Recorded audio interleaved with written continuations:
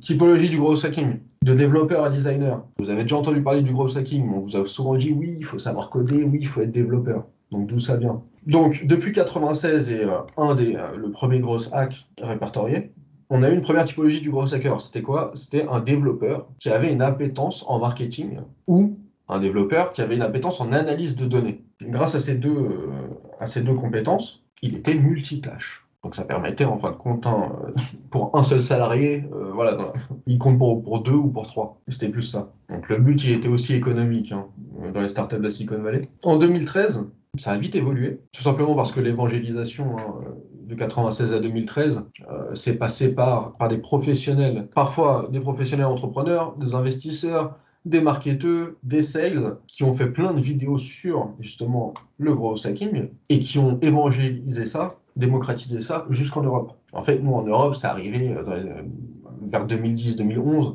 avec The Family, Oussama Hamar et avec d'autres agences comme 2.io. Nous, on est plus dans le growth hacking, en tout cas, on est plus voilà, dans les années 2010-2013. Et très rapidement, le growth hacking, il a changé. Et donc, au lieu de faire du marketing de base, du web marketing, on s'est mis à faire du creative marketing, donc du marketing créatif. En plus de ça, on a intégré tout ce qui est automatisation des process. Bien entendu, l'engineering, on a toujours du développement web, développement de script. Et en plus de ça, vous avez maintenant d'autres compétences qui est l'expérimentation, c'est le fameux test and learn et les méthodes agiles, et l'analyse de données toujours. Il faut toujours analyser les données, tout simplement pour tirer des conclusions. Donc, bien entendu, on peut être bon, par exemple, en creative marketing et bon en analyse de données, et ne pas savoir faire d'automatisation et d'engineering, mais pourtant être quand même gros hacker.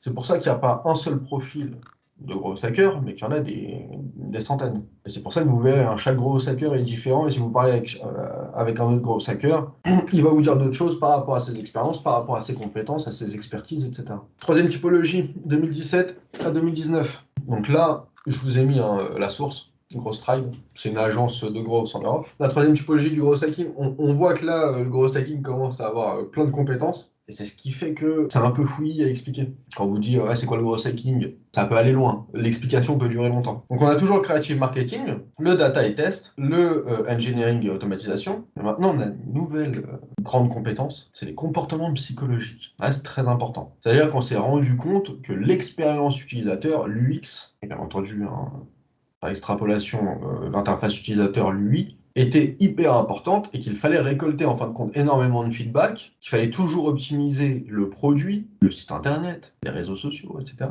Et qu'il fallait utiliser des biais cognitifs, ce genre de choses. C'est pour ça qu'il y a des très bons gros hackers qui sont psychologues de base, qui ont des formations de psychologie.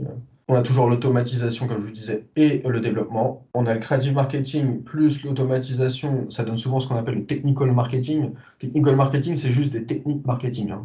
C'est un ensemble de techniques marketing et c'est un marketing que vous allez mettre en place et qui peut facilement en fait s'automatiser et se répéter. Il y en a certains qui arrivent très bien à faire du créatif plus du technical en même temps, mais bon, c'est assez rare. Le lead marketing, c'est un marketing où vous allez mettre plein de petites tâches marketing les unes à la suite des autres. Et globalement, c'est une stratégie de lead marketing. Et ensuite, on a bien entendu le seul point commun entre tous les gros hackers dans le monde, c'est ce qu'on appelle le CRO, Conversion Rate Optimization. Et donc, le but d'un gros, dans n'importe quelle boîte, et pour n'importe quelle stratégie, c'est d'optimiser les taux de conversion. Donc les taux de conversion, ça peut être les taux de conversion où vous avez juste un compte Instagram ou Facebook, bah, ça va être le nombre d'abonnés. Bah, votre conversion, c'est un abonné en plus. Bah, le but d'un gros, ça va être d'optimiser le taux de conversion du nombre d'abonnés. Vous avez un site e-commerce, ça va être d'optimiser le nombre de ventes, le panier moyen. Vous avez une boutique, ça va être d'optimiser le CA, la fidélisation. Vous avez un projet NFT, ça va être d'optimiser le community building, la fidélisation, le nombre d'utilisateurs actifs, etc.